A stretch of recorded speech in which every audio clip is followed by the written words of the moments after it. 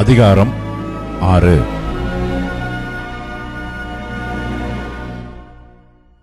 அப்பொழுது கர்த்தர் மோசேயை நோக்கி, நான் பார்வோனுக்கு செய்வதை இப்பொழுது காண்பாய். பலத்த கையைக் கண்டு அவர்களை போகவிட்டு, பலத்த கையைக் கண்டு அவர்களை தன் தேசத்திலிருந்து துரத்தி விடுவான் என்றார். மேலும் தேவன் மோசேயை நோக்கி, நான் யெகோவா, சர்வ வல்லமையுள்ள தேவன் என்னும் நாமத்தினால் நான் ஆபிரகாமுக்கும் ஈசாக்குக்கும் யாக்கோபுக்கும் தரிசனமானேன்.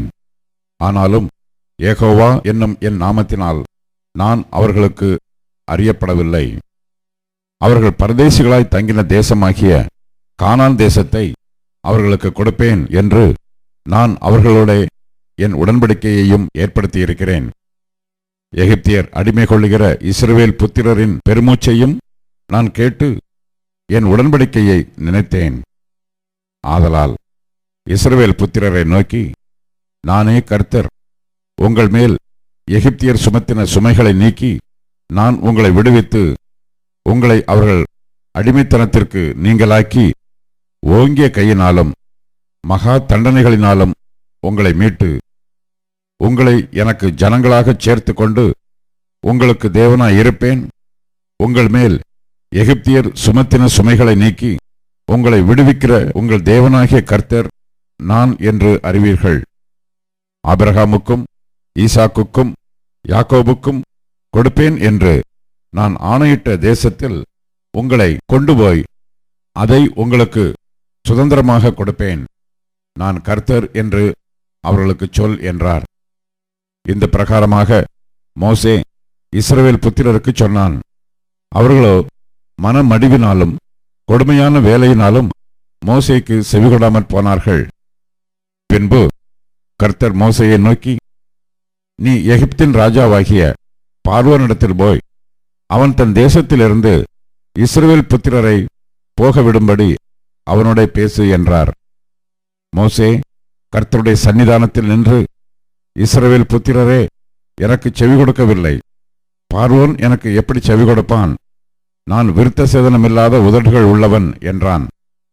கர்த்தர் மோசேயோடும் ஆரோனோடும் பேசி, இஸ்ரவேல் புத்திரரை எகிப்து தேசத்திலிருந்து அழைத்து கொண்டு போகும்படிக்கு அவர்களை இஸ்ரவேல் புத்திரரிடத்துக்கும் எகிப்தின் ராஜாவாகிய பார்வோனிடத்துக்கும் கட்டளை கொடுத்து அனுப்பினார். அவர்களுடைய பிதாக்கள் வீட்டாரின் தலைவர் யாரென்றால், இஸ்ரவேலுக்கு முதல் பிறந்தவனாகிய ரூபனுடைய குமாரர் ஆனோக்கு, பல்லு, எஸ்ரோன், கர்மி. இவர்கள் ரூபனுடைய வம்சங்களின் தலைவர். சிமியோனின் குமாரர் எமுவேல், யாமின், ஓஹாத், யாகின், சோகார். கானானிய ஸ்திரியின் குமாரனாகிய சவுல். சிமியோனுடைய வம்சங்களின் தலைவர் இவர்களே. உற்பத்தி கிரமப்படி பிறந்த லேவியின் குமாரருடைய நாமங்களாவன கெர்சோன், கோகாத், மெராரி என்பவைகள். லேவி 137 வருஷம் உயிரோடு இருந்தான். அவரவர் வம்சங்களின்படி பிறந்த கெர்சோனின் குமாரர் லிப்னி, சிமேயி என்பவர்கள். கோகாத்தின் குமாரர் அம்ராம், இத்சேயார், எப்ரோன், ஊசியேல் என்பவர்கள். கோகாத் 133 வருஷம் உயிரோடு இருந்தான். மெராரியின் குமாரர் மகேலி, மூசி என்பவர்கள். அவரவர் சந்ததியின்படி லேவியினுடைய வம்சங்களின் தலைவர் இவர்களே. அம்ராம் தன் அத்தையாகிய யோகபேத்தை விவாகம் பண்ணினான். அவள் அவனுக்கு ஆரோனையும் மோசேயையும் பெற்றாள். அம்ராம் 137 வருஷம் உயிரோடு இருந்தான். இத்சேயாரின் குமாரர் கோராகு, நெப்பேக், சித்ரி என்பவர்கள். ஊசியலின் குமாரர் மீசவேல், எல்சாபான், சித்ரி என்பவர்கள். ஆரோன் அம்மினதாபின் குமாரத்தையும் நகசோனின் சகோதரியுமாகிய எலிசபாலை விவாகம் பண்ணினான். இவள் அவனுக்கு நாதாபையும் அபியூவையும் எலேயாசாரையும் இத்தாமாரையும் பெற்றாள். கோராகின் குமாரர் ஆசீர், எல்கானா, அபியாசாப் என்பவர்கள். கோராகிரின் வம்சத் தலைவர் இவர்களே. ஆரோனின் குமாரனாகிய எலெயாசார் பூத்தியேலுடைய குமாரத்திகளில் ஒருத்தியை விவாகம் பண்ணினான். அவள் அவனுக்கு பினகாசை பெற்றாள். அவரவர் வம்சங்களின்படி லேவியருடைய பிதாக்களாகிய தலைவர் இவர்களே.